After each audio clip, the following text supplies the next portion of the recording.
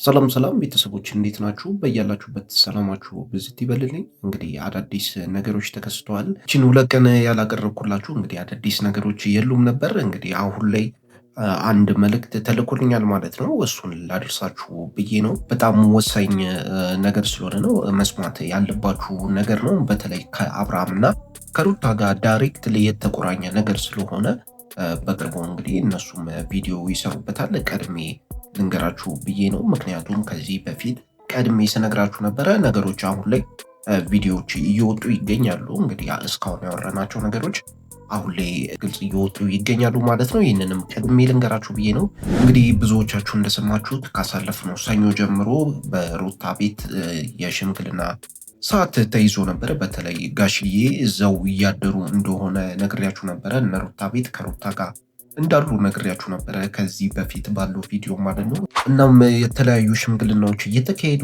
እንደሆነ ነግሬያችሁ ነበረ። እንግዲህ ተከታታይ 3 ቀን ሲደረግ የነበረው የሽምግልና ምክክር አሁን ላይ ማብቃቱን ነው የሰማሁት። እንግዲህ በዚህ የሽምግልና ምክክር ላይ አዳዲስ ውሳኔዎች እንደተሰሙ ሰምቻለሁ።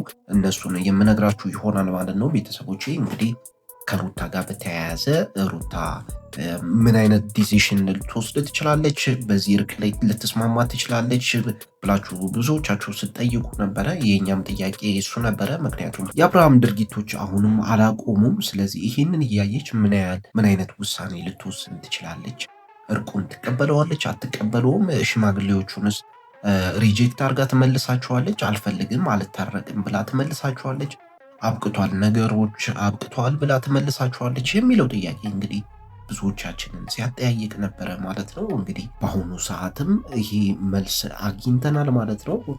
ከሽማግሌዎች ጭቅጨቃ በኋላ 3 ቀን ተከታታይ 3 ቀን ነገሮች በምክክር ሲደረጉ ነበረ፣ በነሩታ ቤት ማለት ነው፣ በሩታ አባት ሀሳብ አቅራቢነት ማለት ነው። እንግዲህ ይህንንም ተከትሎ ከ3 ቀን ምክክር በኋላ የመጨረሻ የሚባለውን ውሳኔ አሰምተዋል ማለት ነው። እንግዲህ ሽምግልናው ተጠናቋል ማለት ነው። እንደሰማሁት ከሆነ ቤተሰቦቼ እዚህ ሽምግልና ላይ እንግዲህ ሩታ ያላነሳችውን ነገር የለም። በጣም ብዙ ኮምፕሌን ያነሳችበት ሽማግሌዎቹ ሩታን ለማሳመን ያላደረጉት ጥረት የለም። ሩታ በፍጹም ብላ ነበረ ይህንን እርቅ አልፈልገውም መለያየቱ ነው የምፈልገው ብላ ነበረ። ነገር ግን በስተመጨረሻ በሽማግሌዎች ውትወታ ነው ይህን ሀሳቡን ልቀይር እየቻለችው ማለት ነው።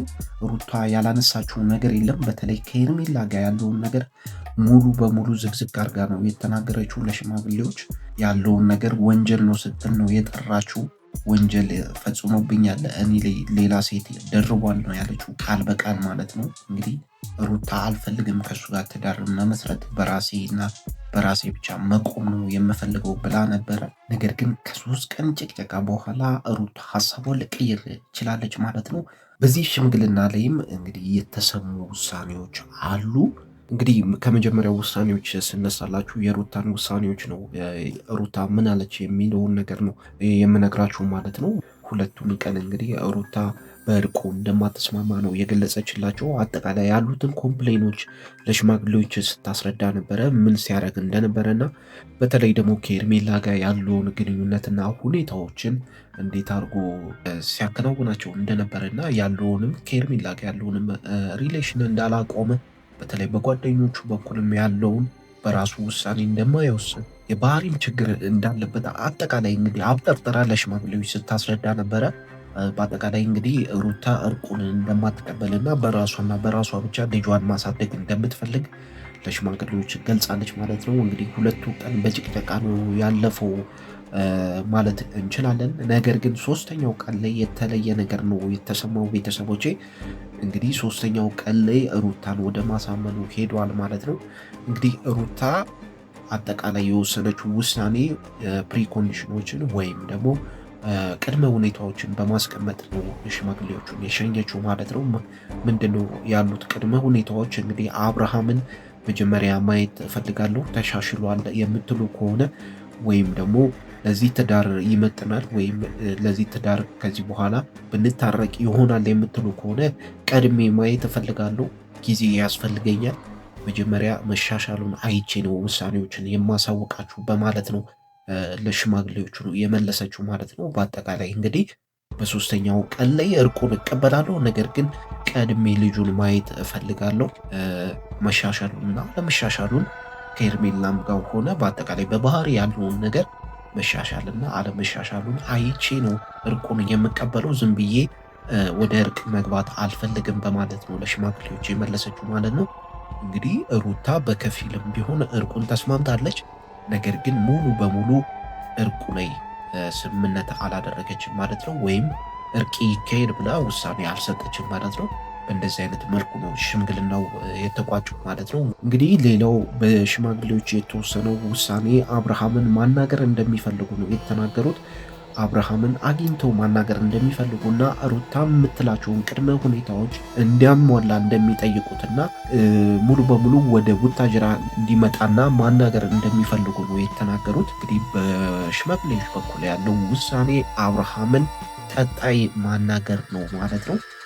አብርሃምን ማናገር የፈለጉበት ዋነኛው ምክንያት ደግሞ ያሉትን ነገሮች እንዲፈታና ችግሮችን ፈቶ ሩታ የምትላቸውን ነገሮች አሟልቶ ከሩታ ጋር ያለውን እርቅ እንዲሳለጥ ለማስማማት ነው ማለት ነው። ይህ እንግዲህ ይሳካላቸዋል አይሳካላቸው በቅርቡ የምናይ ይሆናል ማለት ነው። ምክንያቱም አብርሃም ወደ ቡታጅራ ሊሄድ እንደሆነ ሰምተናል። እንግዲህ ይችን 2 ቀን ይነሳል ብለን እንጠብቃለን። ቀጣይ ሳምንት ከቡታጅራ ነው የምናገኘው ብለን ተስፋ እናደርጋለን። ምክንያቱም በጋሽዬ በኩልም ተደውሎ እንደተነገረው ሰምተናል እና እንደተባለ ሰምተናል። በተለይ ጋሽዬ በጣም ተስፋ ቆርጠውበታል። ልጁ ላይ በጣም እንዳዘኑበት ነው ቤተሰቦች እየሰማን ያለ ነው። አብርሃምን በጥብቅ እንደሚፈልጉት ነው የሰማነው ቤተሰቦቼ። ጋሽዬ በጣም አዝነውበታል። አብርሃም ላይ እንደዚህ ያደርጋል ብለው አንድም ቀን አስበው አያውቁም። በተለይ በትዳሩ እንደዚህ ሌላ ሴት ደርቦ ሩታን ያስቀይማታል ብለው አንድም ቀን አስበው አያውቁም። እንግዲህ ቤተሰቦቼ እናንተ ብትሆኑ ምን ታደርጋላችሁ? የሽማግሌዎቹን ሀሳብ ውድቅ ታደርጉ ነበር ወይስ እርቁን ትቀበሉ ነበር? አብርሃምንስ ተመልሳችሁ ወደ ህይወታችሁ ታስገቡ ነበር? ሩታ ያደረገችው ነገር ትክክል ነው ወይ? ትክክለኛ ውሳኔ ነው ወይ?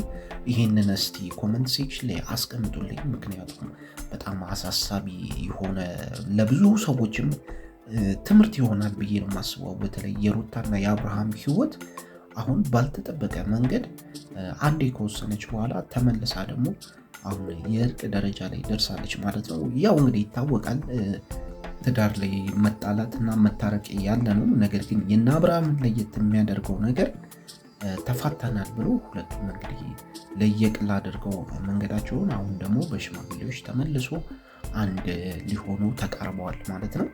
እንግዲህ ሩታ የወሰነችው ውሳኔ ትክክለኛ ነው ወይ ትክክለኛ አይደለም ወይ የሚለው ነገር ጥያቄ ምልክት ውስጥ የሚገባ ነው እና ቤተሰቦቼ እስቲ ሀሳብና አስተያየታችሁን ግለጹልኝ ማለት ነው።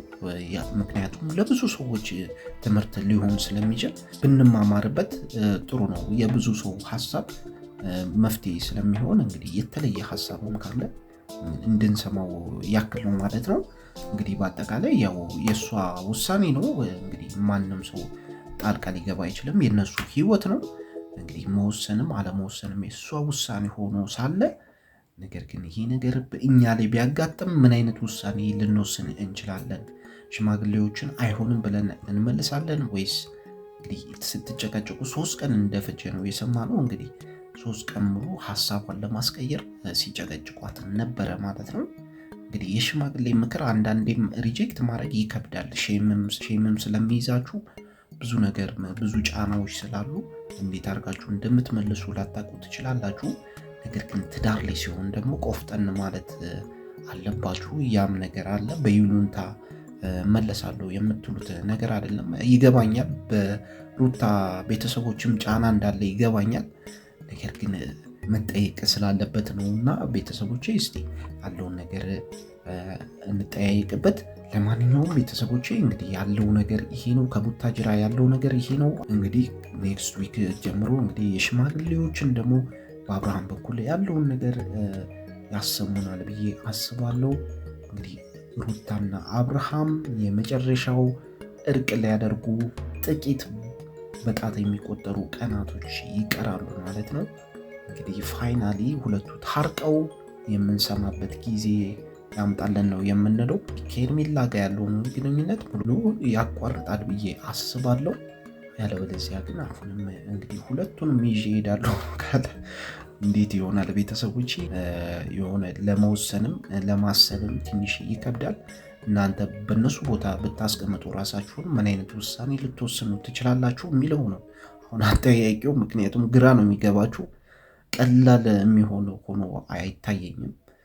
እንግዲህ እስቲ ያለውን ነገር እናያለን በቀጣይ ማለት ነው። ቤተሰቦቼ አብራችሁኝ ስለነበራችሁ በጣም አመሰግናለሁ። ሰፖርት ለምታደርጉኝ በጣም አመሰግናለሁ ቤተሰቦቼ።